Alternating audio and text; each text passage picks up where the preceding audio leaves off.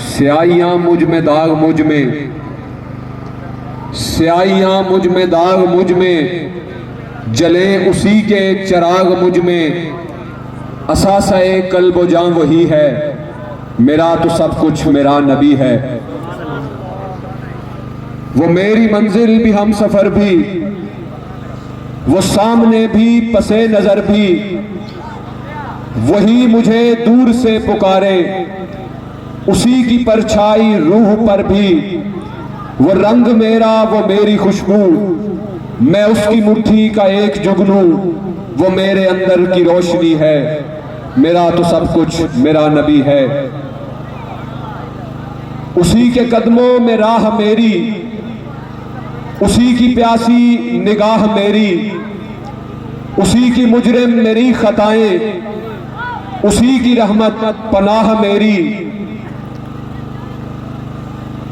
वही मेरे दिल पे हाथ रखे, वो दर्द भी है सुकून भी है, मेरा तो सब कुछ मेरा नबी है।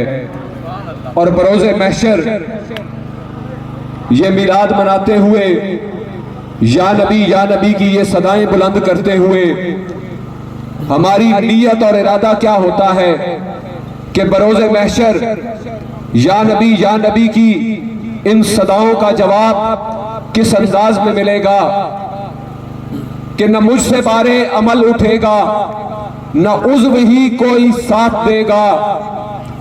रोज़े महशर न मुझसे बारे अमल उठेगा, न उज़्व ही कोई साथ देगा।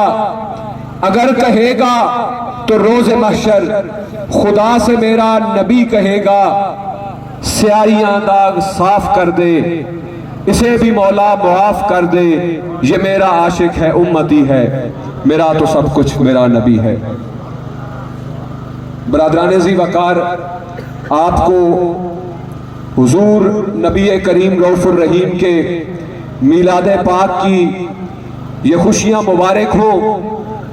और इन मुक़द्दस सातों में आलम इस्लाम में हर वो मुसलमान कि जो ईमान का दावा रखता है और उस दावे को अमली सबूत मुहैया करता है, हुजूर के मीलाद की खुशी में अपने अंदाज से और अपने तरीके से एहतमाम करता है और इस खुशी को मनाने का बंदोबस्त करता है।